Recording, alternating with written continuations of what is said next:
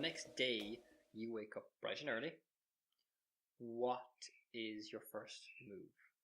What is the first thing you're going to tackle? Very first thing I'm going to tackle is the map coordinates. That should be, shortest task. Done. I think that a short visit to a local library allows you to establish the exact location that the coordinates refer to. And judging by a ordnance survey map of the area, it appears just to be a field in Alexandria, Virginia, about 12 miles outside of Washington. That's so kind of odd, and it might be a nice morning drive that I think I'll actually follow up on that first. Okay, yeah, no problem. 12 miles won't take me that far. No, you have to be conscientious of your fuel because of rationing. Yes. But relatively speaking, it is a short drive. You drive out of Washington and following the directions that you wrote down for yourself based on the Ordnance Survey map, you find yourself arriving in Alexandria, Virginia, and driving through fields filled with corn. Everything is as you would expect it until you start to get closer to the coordinates themselves. And as you do, you start to notice some odd changes in the fields around you. It begins off subtly enough, but becomes much more pronounced the closer you get. The corn seems to become bigger. Mm-hmm. The stalks taller and thicker. And something about the place starts to set your hackles off. Mm-hmm. You start to slow as you arrive at where you believe the field in question is, and looking around, you're somewhat taken aback at what you see. There's corn hanging from massive stalks, and each piece is nearly 1.5 feet long. The entire field, as far as the eye can see, seems to have mutated with these 36-inch corn cobs hanging from thick, almost tree-like limbs. Mm-hmm. What do you do? I would like to explore and have a peek around, and probably maybe could I snap off an ear of corn and toss it in the trunk of my car or whatever. Okay. This is I know people who might be interested to have a look at that. You step out of the car, take a look around. It's a dirt road. There doesn't seem to be anyone else on it at the moment. You step over to the edge of the field, snap off one of the ears of corn. It's heavy. Mm-hmm. And it's so clearly unnatural, just the size of it. Yeah. That it's somewhat disconcerting. You open up the trunk of your car. You carefully wrap the ear of corn in a blanket and manage to wedge it in one corner so it's not going to be rattling around the place. And just as you close the trunk again, you hear a rustle coming from the field behind you. Looking around, you see a movement, something covered in fur moving rapidly towards you. And suddenly, from out of the underbrush, a growling, cancerous German shepherd, its paws bent backwards, erupts onto the road. Its fur is mangled, and half of its face is little more than a pile of mush. Yellowed teeth, edged with green tinted froth, protrude from its mouth. And it charges towards you. This is a cool challenge. The advance on this is 6+. So I believe head over heels applies in this situation. So hold is 6 and setback is anything below 6. So an advance on this one is 6+, so you're now looking for a hold on a 6+. So, do you want to take the extra problem for this? So trade one problem for another problem. Yeah, there's no reason not to, because I'm already getting shafted by that problem existing. Okay, and are there any edges that you can spin in this situation? Or would like to spin if you could spin them? Yeah, I shouldn't do probability based calculations from the start. I'm very tempted to spend battle buddies, but it's the very first thing. It's just a mutant dog. That's the worst that could possibly happen. Radiation poisoning and. Okay, so you just want to take the extra problem and take your chances? Well, you see, I was starting to feel the problem starting to stack up there, so I'm kind of happy to be free of one. So I think maybe I'll give up battle buddies as well. So you lose head over heels, and you also lose battle buddies. So roll the first dice. That's a 5. 5, so that's automatically a hold at least. So in this situation, this is not the first time you have had a dog attack you. How do you deal with this creature? You face off against it. How do you deal with it? See, it would have been great if I could have locked the dog in the trunk of my car. That would have been super clever. I was bound to say that that your hand is not still on the handle of the trunk. Yeah.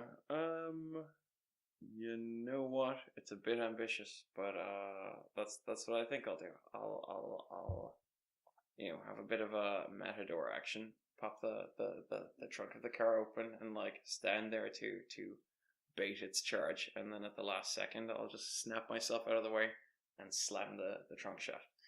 There is. Do you realize that I have a live dog in the trunk of my car? But I'm thinking that's probably animal rights not number 1 on my list right now. Okay. And 2, it's an aberration. I'm not a scientist, but I'm a man of science, and that's sure some interesting shit.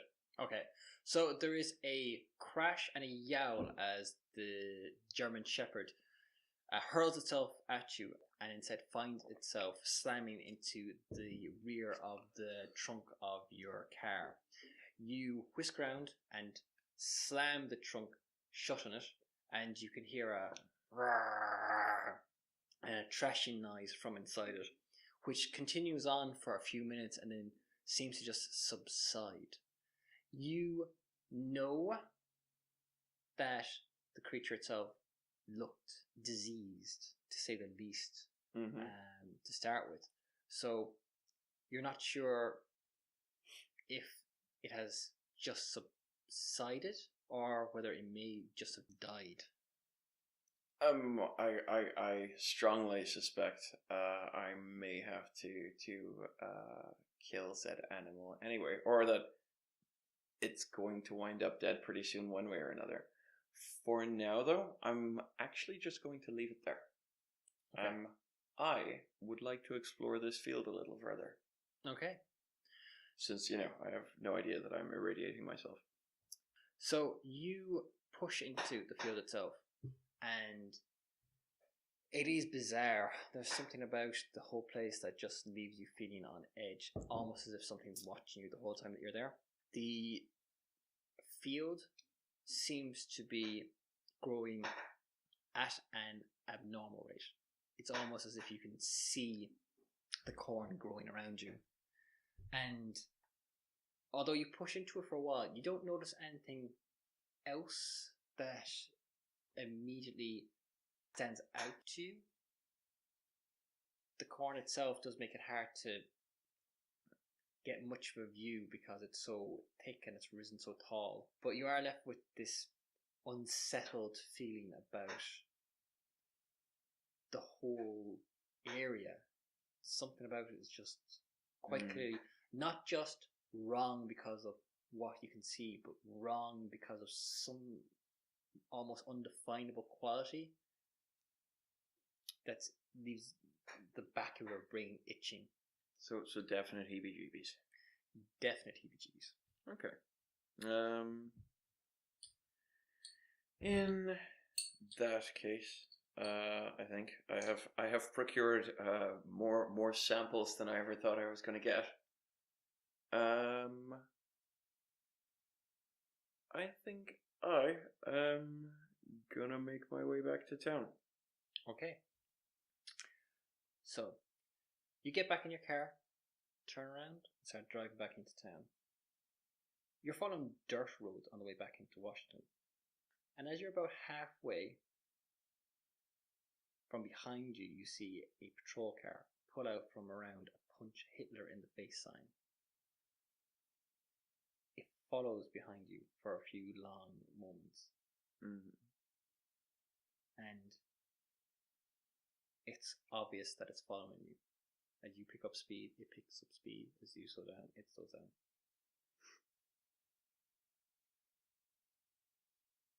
You have a decision to make about how you want to handle this. You know this could go any number of different ways against you. You don't know if they've had a chance to spot your license plate or what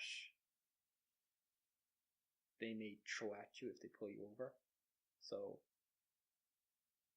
how are you going to deal with the situation? Well, just to explain my thought process.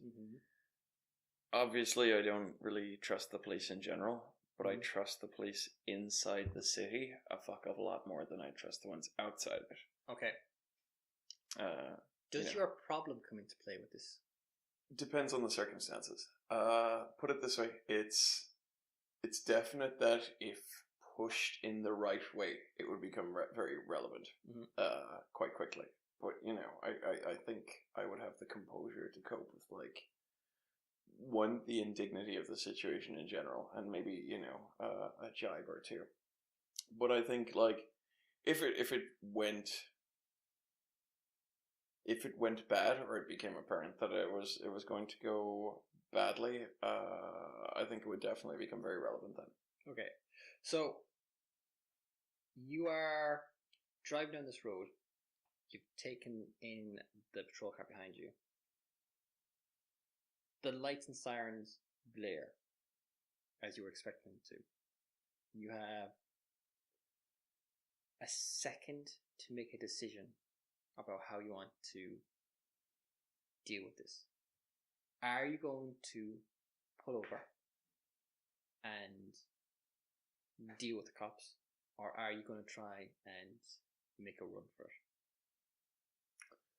Since I don't know if they have my license plate or not. You don't know? You don't know? They've been tailing me for a while. They've been tailing you for, I'm going to say, half a minute, but it is a dirt road and it is dusty. So, this is one of those things. You have to make a decision about how you're going to handle this. You've got, that second to kind of... I think I'll pull in and be a good citizen. Okay. I'll be rewarded for, respecting the authority, won't I? Okay. So, you get the following challenge. Yes, officer. You know this routine. You haven't done anything wrong, but you gotta play it cool. Just nod and agree. So, it's a cool test. If you have the problem uppity so-and-so, you're at a -2 to this test to begin with. But of course. Okay. The advance on this is a 6+. Okay? Do you want to take the extra problem? Yeah, I think I'll trade a problem here. Yeah, I'll take one. So, you have an extra problem. So make for me a roll as the officer saunters up to the side of your car, roll down your window. Dice. The first is a 6. There's a 6. Which would count as a 4 because of my problem. Yeah. And that is, as we say, cocked. Alright, 7. 7. To begin with, you gain the advance, and for that, you gain an additional push. So you now have 6 pushes. Hooray! The officer saunters up to you, looks in, license and registration. You'd be like, yes, officer, of course. Here's my license and registration. He takes out documents, looks at them, drops them onto the ground. What are you doing around these parts? Just going for a nice drive in the countryside to get out of the city for a day.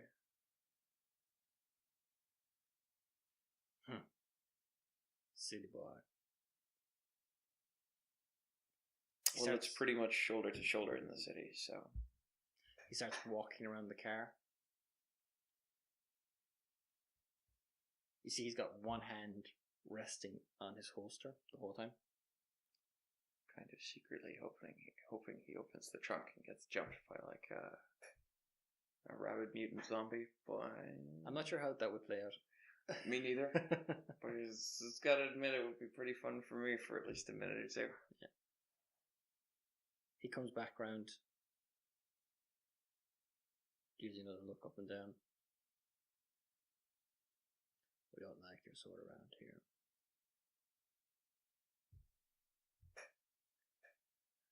I was gonna say, is the... I just wanted to see how that would... No, okay. Well, if that's the case, I'll just be out of your hair then and stop causing you problems.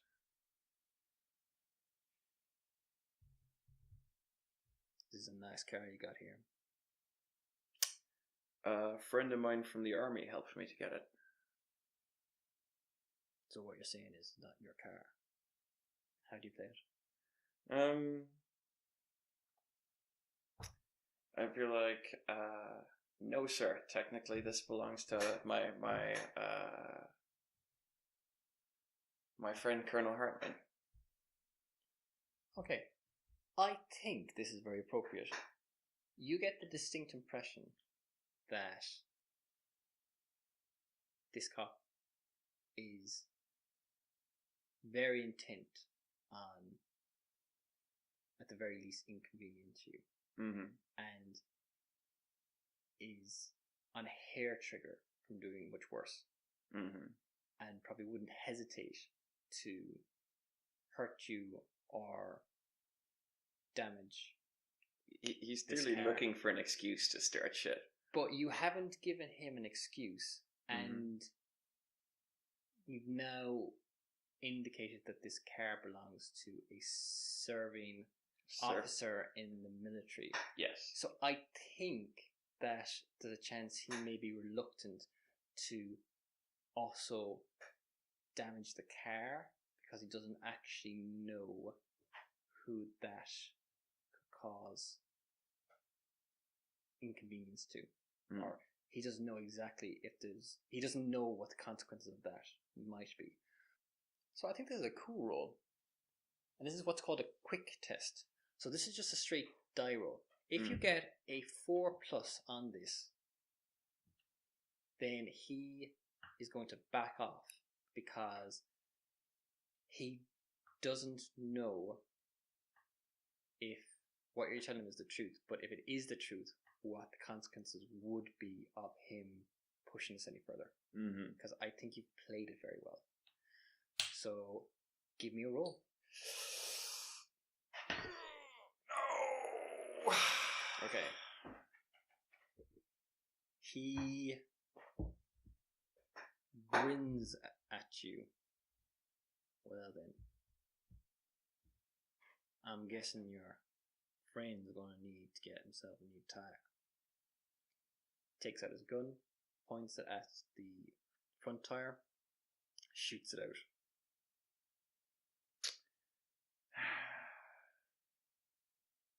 Holsters his gun, walks back to his car, gets inside,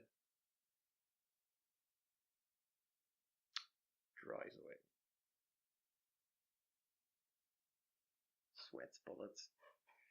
Right, so you gain the following problem: hitchhiking.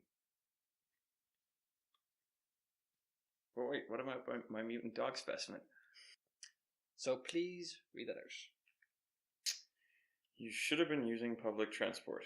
Anyone driving alone is helping Hitler, or so the propaganda says. Time to buy some more bus tokens and hope you don't need to leave Washington. Otherwise, you need to bum a ride.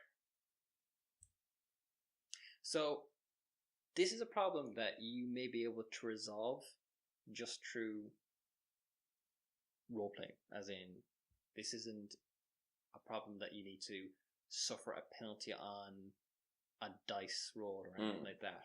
So you could resolve that in the course of this game, just depending on how you want to do it. Just for context, it's just that this is what the situation leaves you with. You're at the side of the road and you currently can't access your trunk because there is something currently in it with your spare tire. Yep. Yes. How do you handle the situation? So you're stuck on a back road just outside the city. Your car currently has a flat tire, and your trunk is inaccessible. Abandoning car, not really. I could hope for some good Samaritan to come along, but it seems a little iffy. It isn't that far away from the nearest house. You're not sure what kind of reception you would get there, but you know that you did pass a number of homes on your way here, and you're pretty certain that they're not that far away on foot. And if you could get to a phone, you could organise for someone to come out and tow the car back, or at least someone to come out with a spare tyre. It may cost you a little money, and it's certainly going to cost you a little time. Now, your other option is to try and just hitch a ride and organise this all when you get back into the city, but it's up to you. I think taking a walk to a nearby house would make the most sense, because if anything, it means I can get a head start on explaining some of this to one of my friends or contacts.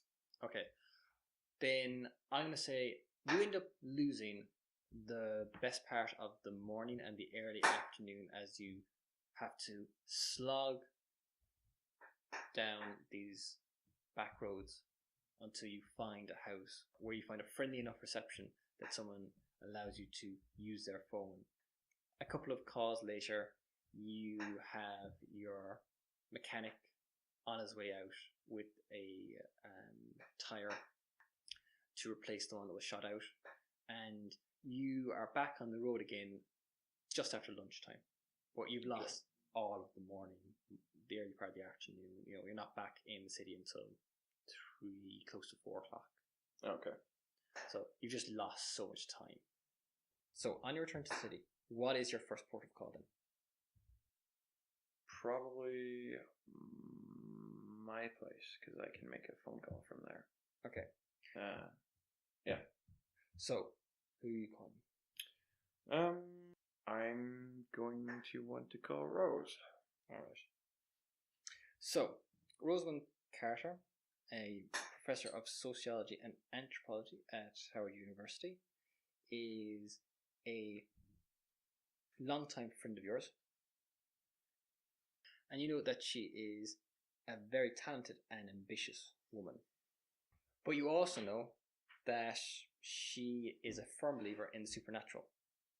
Okay. Although she's very much an intellectual, and She is not someone who you would consider to be anyway credulous or gullible. She does believe that there is more to this world than what you or I can see, and not just in ways that science can explain or account for. So you get her in her office, since it is still within office hours, and you're put through by her secretary, Langston. Rose. I can only wonder if you're calling this hour of the day that it must be important, because you do know I am up to my eyes with exams at the moment. Well, I am very sorry to disturb you, but It's okay. I needed the break anyway. How can I help? well, I was having a little bit of an adventure outside the town this morning in conjunction with a missing persons case, and I came across some very unusual vegetation in a field about 10-15 miles out of town. I thought it might pique your interest because it's just that weird. But there was a little something more. There was an animal there too that attacked me, which is like nothing I've ever seen before at all. And I managed to recover him too, so we'll have to verify what state he's in, and that might not be nice, but I think you might want to take a look at it. In addition, the missing person that whose case I'm looking into has a few diary entries that I'd like you to take a look at, if that's all right. Okay, well, you have my curiosity. I'll tell you what. Could you possibly call to my office this evening and bring everything with you, and we'll go through it? Yeah, that will be a little more complicated than it seems on the surface, but I'll be there. Perfect. All right. You can call anytime after 7. I'll be here quite late, so call whenever it suits you. Mm-hmm. Oh, and this dog. Do you have the dog in question? That's a funny story, but the short answer is yes. Right. Is this the type of thing that would it be a good idea or a bad idea for you to bring it into my office, or to my office, or on the campus? If it's not dangerous, is what I'm trying to get at. Right. Well, it was dangerous at the time. I can guarantee it won't be dangerous by the time that we see it, but that also might guarantee that it won't be breathing. But I can't guarantee it's breathing now. Truth be told, I stuck it in the trunk of my car and haven't opened it since. So I have every reason to believe it might have been expired in the intervening hours, and if it hasn't, it might be best to make sure it expires before we take a look at it. Right. He wasn't the friendliest. Okay. Possibly best not to bring that in the building then. I'll go out with you to the car park. Sure.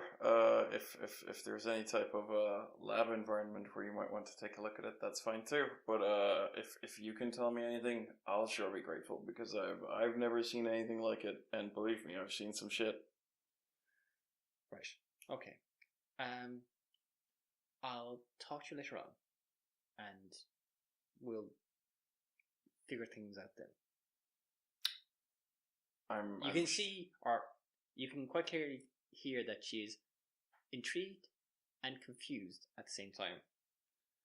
Well, that's excellent. I'll leave you on the edge of your seat till about 7. Very good. I'll see you then. So, you have a few hours then in between. What do you want to do? Now I think it might be a good time to follow up on what the hell's his name? The preacher man's son that lives across town. So you have the address for Russell Williams from Alicia, and it brings you to the cross streets of U Street and 3rd Street Northeast, which is now an alley town. With the population boom in DC,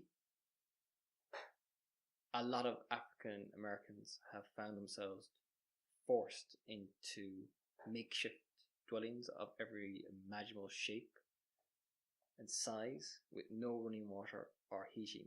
And these alley towns have sprung up across the city.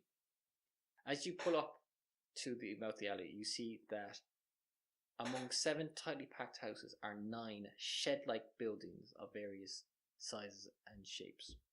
A number of wooden toilet boxes sit outside of them, and there's no hydrants in sight. There is a strong smell of waste in the air. There's a couple of black children around 5, 6 or 7 running out of one of the sheds down the street to play. But nothing else stands out. And it appears that most of the people who are living on the street are black. So your arrival doesn't elicit any real notice or comment. But I have a nice car. Damn it. A somewhat nice car. It has been nicer. It was nicer this morning. It was nicer this morning. Well, it's a little dusty. Yeah, it is a little dusty. So, you know the address, or you know from the address that Alicia gave you, which of the shacks should be Russell's. And walking down the street, you find it, and it is nothing more than a crude shack that has a tattered black cloth flapping in the entrance in place of a door, and you can actually see through a gap. You can see a picture that's been pinned against the far wall, which looks to be identical to a picture that you saw in Lynette and Alicia's room. There doesn't seem to be anyone home at the moment, so what are you doing? Well, like any good gumshoe in a 40 setting, you bet your ass I'm gonna slip in there and take a look. Okay. So you slip inside. You see that it is a 6 foot by 3 foot space. It has a bed and a greenish shirt that is acting as a curtain. You can see a key with a chain wedged into the asphalt floor, and picking it up, you notice there's a keyring attached to it that states that it's the property of boarding house for coloured young ladies at Lucy D. Slow Hall, which you recognise as being Lynette's address. As you stand up, the key in your hand, you hear the swish of cloth from behind you. Excellent. And a massive figure blocks out the light as he steps inside. So we have a challenge. Tussle with Russell. So Russell Williams has little patience for thieves or for people asking about his girl. A huge beefy paw tries to grab Langston by the neck and slam him to the ground. This is a sense trouble roll, and the advance in this is 4+. So, would you like to take an extra problem? No, I'm good. Okay, give me a roll then, please. Sense trouble, you say? Yeah. Alright, so dice the first. That's a 5. So automatic. Yeah. That's a 5, so 10. So you don't need to make the second roll. Oh, okay. It's not once you've actually made the success. So you have an additional push, which means you're up to 7 pushes at the moment. Hooray. And you also earn the following edge. which is this is what I do. So, on an advance of 4+, you dodge Russell's first swing and knock him on his ass with little fisticuffs. Tell me how this happens. Tell me how this plays out. Well, he's trying to grab me from behind, right? Yeah. And we're in a really confined space. Yes. Yeah, I suppose if I can like get past his arm when he tries to grab me, I'll just like work his ribs, punch him in the liver. Okay. That will sit somebody down fucking hard. If he doesn't go down on the first one, I'll just keep punching him in the liver until he does. Like, if I've got my hand up on that side and I'm outside, he can't really do much to me. And just... So whilst he seems to be a big guy, he certainly isn't a tough guy. And after a few jabs to his gut as you work over his liver and kidneys, he collapses onto the bed with an oddle. And kind of like leans back, putting his hands up to ward you off, defend his face, and to give in, basically, under this brief flurry of blows. You gain the following edge. Oh, yeah. Please read it out. This is what I do. Adrenaline is your co-pilot and rarely fails you. Gain a +1 on general/physical tests for 24 hours. Then relax with the drink.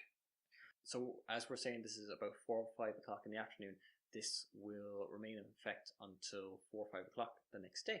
Okay. Very good. So, he puts up his hands going, "What you want? I ain't got nothing worth stealing in here." Well, I can see that. But you must be Russell, right? Yeah, I'm Russell. And who are you? Well, I will excuse the fact that you tried to put your hands on me on account that you found me inside your house. But would you mind explaining to me why Lynette's dad is sending me out looking for his little girl? Here, look. He kind of shifts awkwardly on the bed itself. I don't know where Lynette's gone. I'm as worried about her as he is. He's hired you to find her or something? Are you some kind of private investigator or something a little like that? Yeah. What do you want to know? You can still see he's quite sore, literally and figuratively, in the circumstances. You and Lynette, what happened? When did you see her last? I haven't seen her for, I don't know, about a week. She was acting all strange last time I saw her. Strange how? She was ranting about needing money, and she wanted to know where she could get a gun. I didn't know where, and I don't know where she was going to get the money to buy one anyway. But Lynette been acting weird any time before that? She'd been sick or got hurt or anything? Yeah. She's been, I don't know, coming down with something, or I think her hair was starting to fall out or something like that. We stopped, fooling around maybe 3-4 weeks ago. She didn't want me touching her, maybe seeing her. She had these, I don't know, burns, I guess you call them. She said they were from work, but that didn't sound right to me. But when I asked her about it, she just clammed up. I don't know what was wrong with her. I tried to get her to tell me, but... Am I being lied to? You don't get the impression. Yeah. He seems genuine in his concern for Lynette, although he's not just opening up to you because you're just after I did breaking into his yeah, home I did commit a B&E and then beat him up. Yeah. So he's not exactly warming to you, but you don't think he's lying to you either. What was the last time you saw her? As I said, a week ago, when she was asking about getting a gun. After that, I don't know where she went to. She gave you a key to her place? Yeah. There's nothing wrong with that. No, I'm just wondering how you made it upstairs past the battle axe down at the bottom floor. There's a back entrance place, and I knew my way around. Wasn't too difficult. Just had to be clever about it. I've been seeing her for a year now. I even asked her to marry me, but she said she didn't think her father would approve of her marrying somebody who wasn't, well, serving. I'm just trying to think, is there anything else that I could establish to ask? But that kind of seems to be it. There's nothing much else in the room to see, is there? No. No, it's like it's a shoebox. It's a shoebox, yeah. Well, in that case, I think I'll leave you to your evening. I'm sorry about your door and your ribs, but Lynette's dad wants her back, and I really want to keep my promise. So he kind of grunts from the bed. You can see he's got his hand over his side. You're not sure if he might have busted one of his ribs in the process. He might be in a bit of pain, but he doesn't make any bid to, come after you, and he doesn't make any threats, that you'll get yours or anything that way of things. So you slip away. He's kind of just glowering a little bit as you leave. Oh, I was actually just gonna say, to finish my little speech out, if I know something's wrong and I know Lynette needs help, can you be trusted to handle yourself?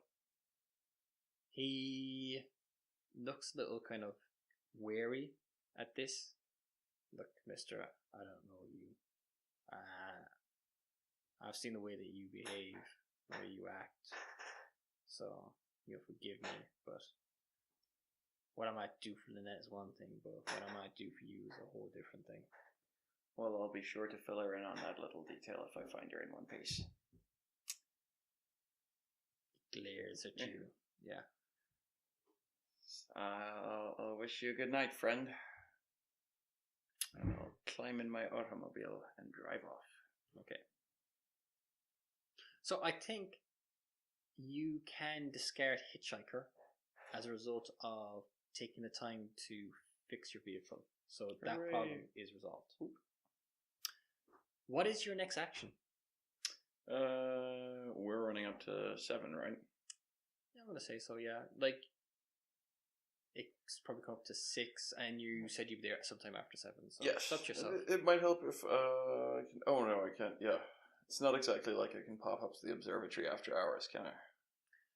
So, you work in the basement of the United States Naval Observatory, which is one of the oldest scientific agencies in the United States, and as a result you would have access to the labs there.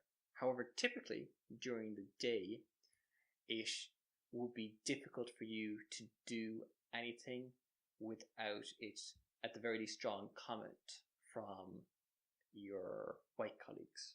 So after hours is actually better. So after hours you would most likely have the run of the place to yourself mostly, and be able to run whatever tests you'd like, with the best chance of them going unobserved.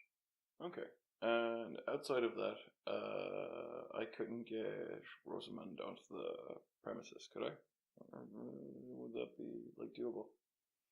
It's feasible, yeah. Okay. Especially if you waited until after hours to actually do it. Yes. So if you wanted to call to Rosamund's office first and then wait until later in the night to actually go to the observatory, then you could try to kill two birds with one stone. If I meet her at 7. But yeah.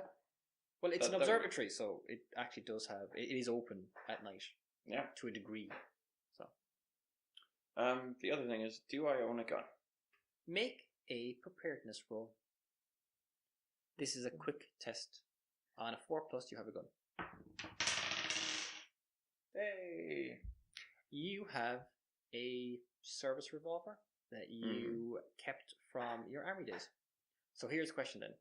Are you now going to be carrying that gun with you? I figure it might be a time to start. But I was actually asking the question because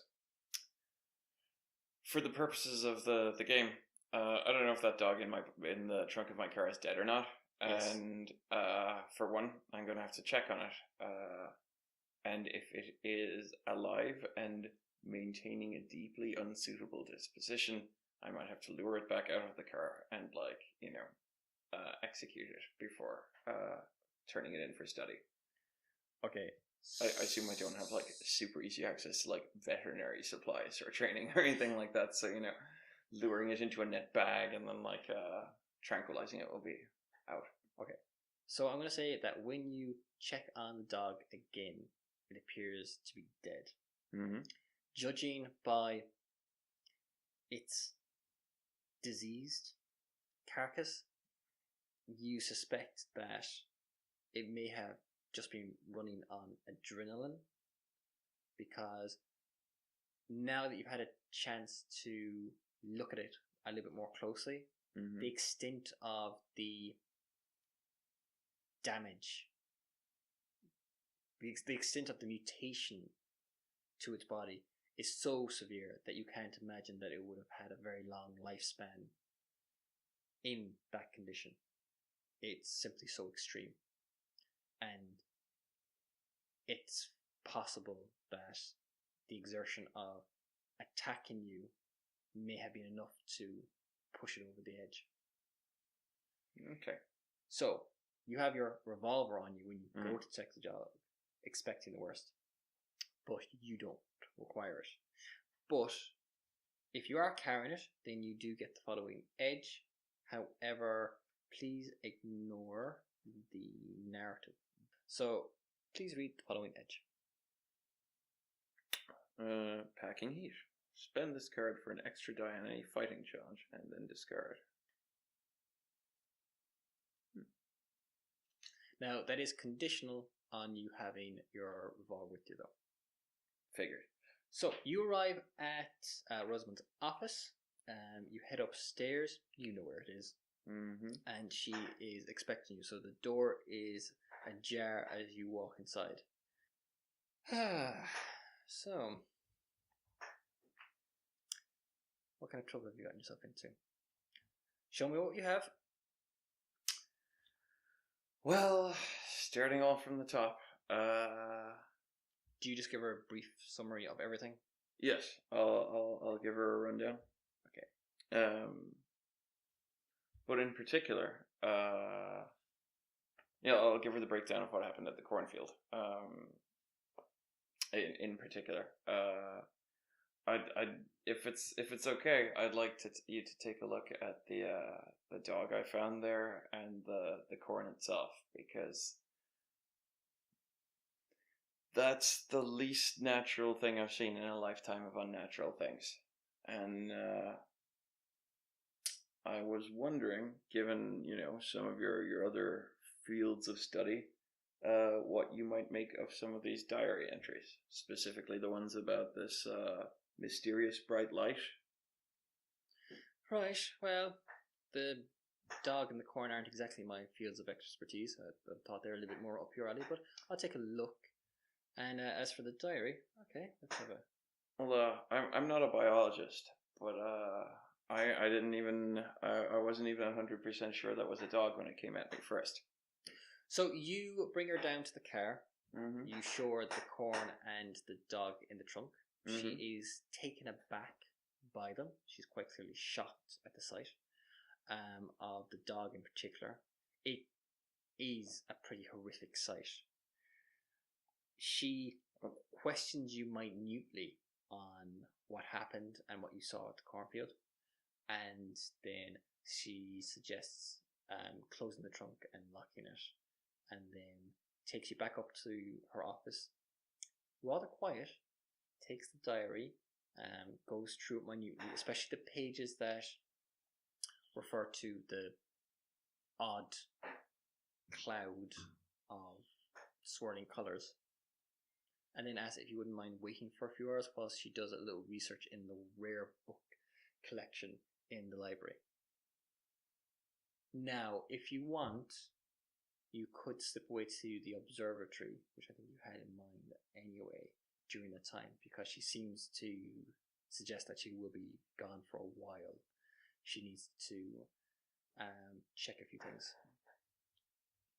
Yeah, to be fair, it might make sense in that it makes the best use of time, but I'm not sure there's anything extra I could discover at the observatory. Well, if you want to run some tests, if that's something you're looking to do. I was going to say that's definitely something I'd like to do at least. Okay. To see what I can determine. Alright, so you bid Rosamund adieu. She is actually slightly distracted when you leave. Mm-hmm.